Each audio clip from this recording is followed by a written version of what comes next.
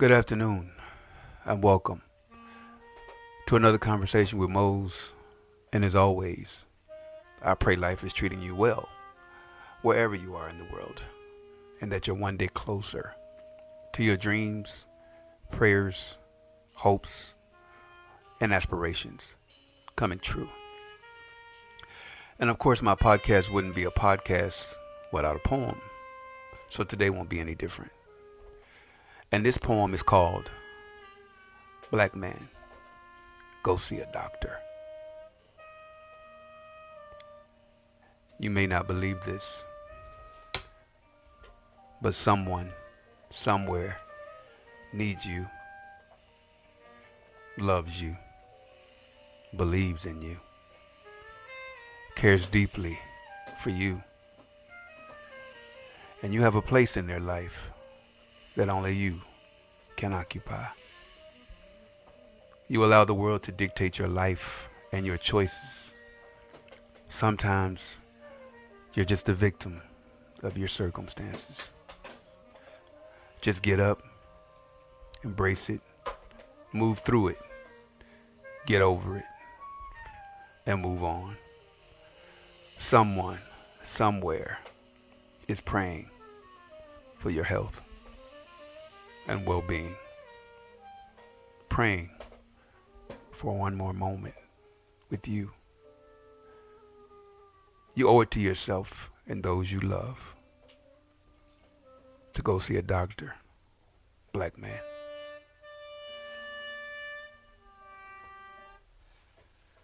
I hope you enjoyed that. It's a new piece upcoming from my upcoming book that I will share with you in the near future. And it's also the subject of my podcast for the day, Black Man, Go See a Doctor. And I'm just going to dive right in and explain why I chose that subject for today. And basically, I'm celebrating, well, not basically, for real. I'm celebrating my 13th year of being cancer-free, which is part of the inspiration behind this podcast. The first part of this podcast I want to share, I did recently go get a colonoscopy. And for those that don't know what a colonoscopy is, it's where they actually go inside your intestines and just kind of check to see if you have anything suspicious going on, like, what's the word I'm looking for? Polyps, something cancerous, anything that might be disruptive to your life. And I've been doing colonoscopies. That was probably my fourth one since I got in my 50s. I think my first one was actually at 49 and I was living in Atlanta.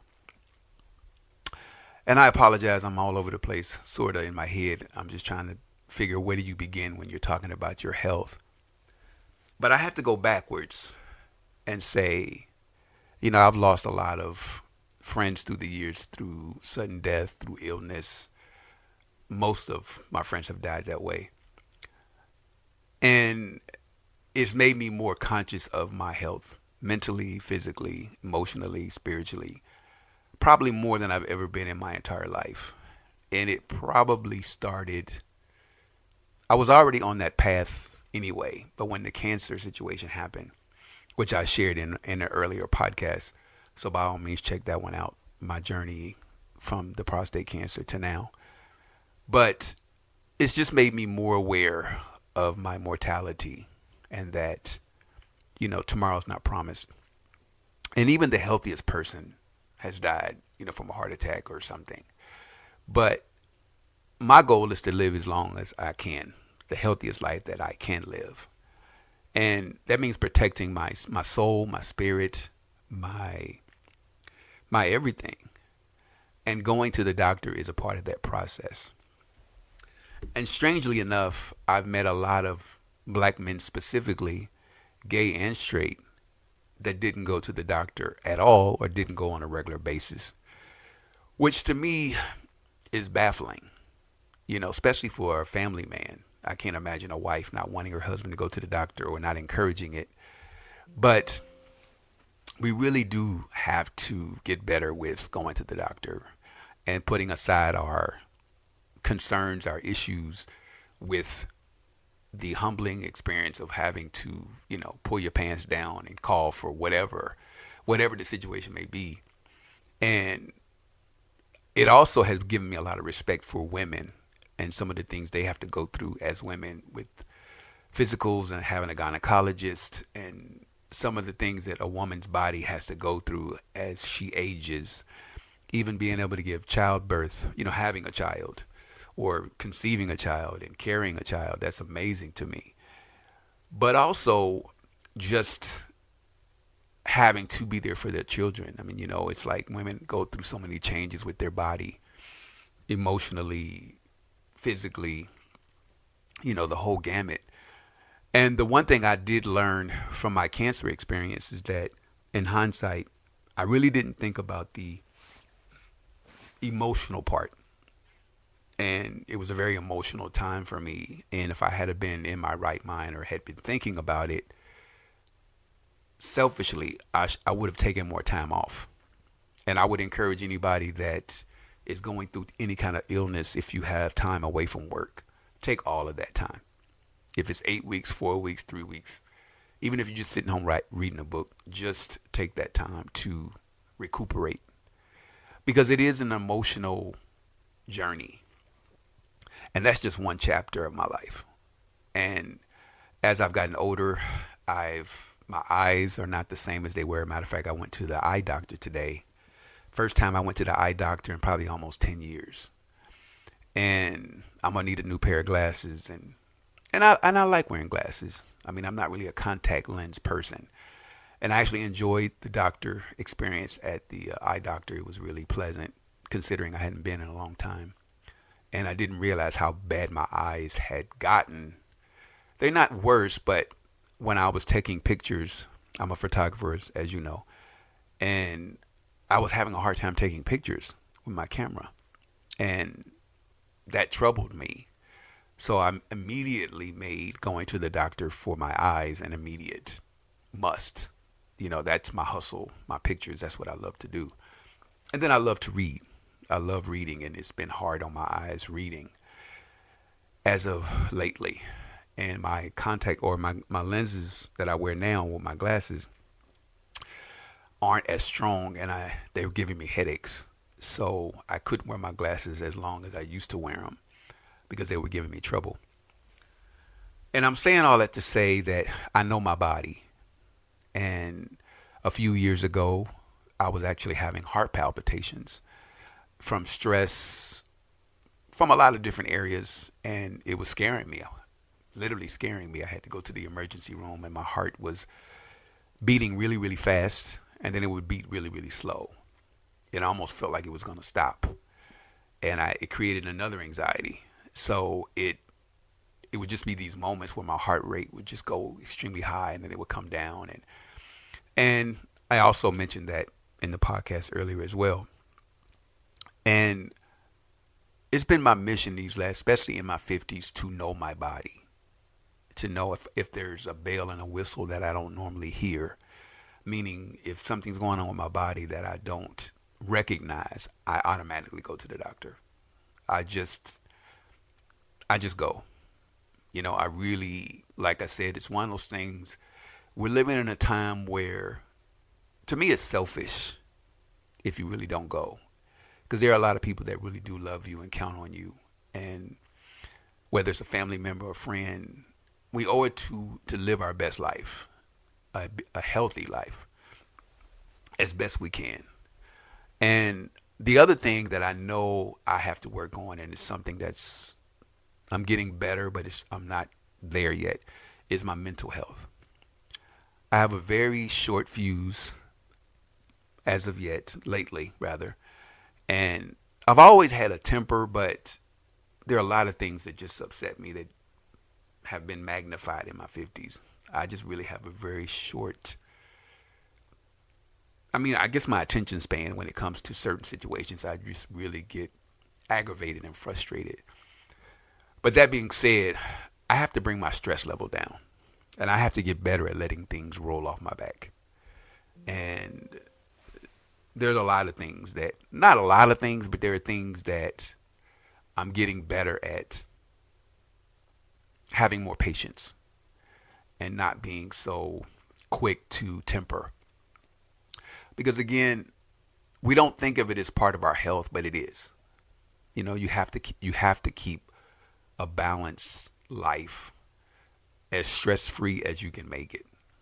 And if I haven't learned anything about entering my 50s, which I've been blessed to be, is you got to keep your stress level at a controlled pace, if I'm using that right, because you could have a heart attack just having road rage or going off on somebody and just losing your cool, and that could be the last conversation, the last moment.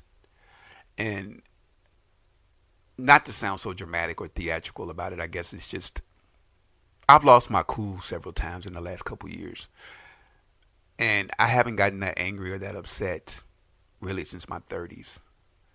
And I find myself chastising myself because I feel really bad about it once it happens. Even if it's justified, I don't feel good about it. Even if, again, I was justified in the reaction. But God works in mysterious ways. I believe He puts me in situations where He wants me to trust Him more with being patient. Not to say we don't have a right to lose our cool. We don't have a right to lose our temper. That it's okay to get upset. It's okay to reprimand people or to stand up for yourself. It's just the way we do it. And sometimes I can be extreme when I feel like I'm pushed past my limit.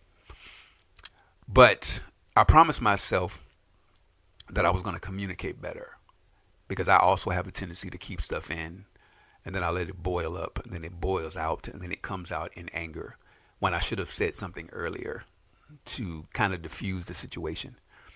And sometimes that doesn't work. Sometimes you really do have to lose your cool to set a boundary. And again, I've had to do that recently more times than I care to speak on. But what I guess the biggest thing for me about me, my health, and focusing on my health is that I love being me. It took me a lot of years to care about the things that I need to care about in terms of my well-being. Because when I was younger, the people that I surrounded myself with, the foods that I would eat, all played a part in the things that I was going through at that time. But now I'm just aware. You know, again, my life ain't perfect. I'm not saying I don't, eat badly every now and again. But I love exercise. I love exercising, running, walking, lifting weights. But I love doing it for me. I don't have to do it to show my body off or because I want to strut on the beach. I don't do it for that. I do it because I want to feel good about myself. And as long as I know I feel good, I'm good. But when I was a kid, I didn't feel that way. I wasn't into it like that. Nobody really, like I didn't know about nutrition and, weight training. And I was so intimidated by it. I mean, I just felt so insecure. But now I love going to the gym. I love it. I love the atmosphere. I love competing with myself. I love watching other people and being inspired by people. And the only thing that turns me off about the gym is that it is a meat market, so to speak. People do go there to meet people and things of that nature. I don't mind meeting other exercise enthusiasts, but I'm not really there to try to meet anybody. It turns me off because I'm really focused when I'm at the gym. I mean, I'm very into it. I have my music on and I'm just in a zone. And the last thing I want to do is talk to anybody. So they probably think I'm funny acting at the gym too, but I don't really care.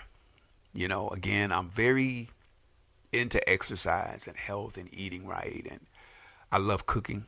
I'm addicted to cooking shows because once I knew what was in food, it was better for me to prepare it myself. There are foods that are really good for you that I love cooking for that reason.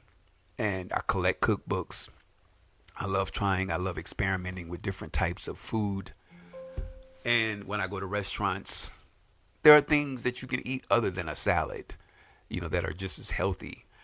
And it all gets back to what you're putting in your body. What are you eating? They say you are what you eat, and you are. And the other thing is your sexual health. I am a man of a certain age. And again, you have to worry about your virility and your endurance as a man. You know, I'm just like every other man. I love sex. I think it's a beautiful experience between two people. And I hope I'm blessed to be able to do it as long as I'm able to do it. But as at least what I've heard about what men go through of all ages, preferably older men, have to use, assistance when it comes to their virility in terms of Viagra and things of that nature. Thankfully, I'm not in that space, but it is a concern of mine as far as the future because I have had a history of prostate cancer, which also gets into your virility and just long term, a lot of other effects that it can cause when you have prostate issues. And I've had other men ask me about my prostate journey, but I always tell them the same thing. It's not conditioned for all people, meaning everybody's healing process is different. You know, it just really depends. Everybody's body is different. Everybody doesn't go through the same process. I was blessed that my body healed slowly but surely and quickly. And I haven't had any issues since. And again, my colonoscopy, same thing. I've had issues, but nothing major. But I like to get ahead of things when it comes to my health. And anything I can check, you want to get ahead of it.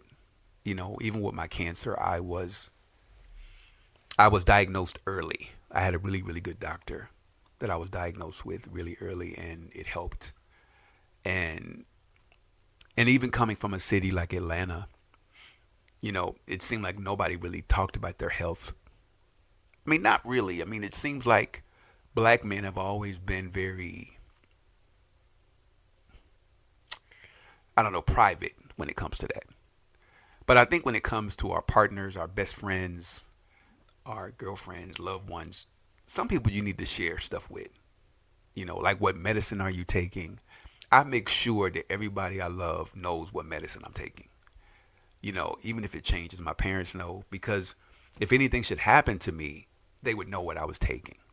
What medication I was on. Somebody should know something about your routine, what you do, how you eat. I mean, I'm not saying every single second of your day, but I'm saying somebody should know your routine. And if something was to happen to me and there was cocaine in my system or something that wasn't, that would be a red flag. I've never done cocaine. I've never done drugs. So, I've smoked weed a few times, but I've never really, that's about the extent of it. So if anything was in my system, that would be a red flag to anybody that knew me. So it's like, oh, wait a minute, most don't do that. So a lot of things I think we take for granted that we just keep to ourselves, but it could save your life. I mean, it really could save your life if somebody knows. One person should at least know, like I said, what your routine is, what your lifestyle is. Because a lot of us are just dying in our sleep.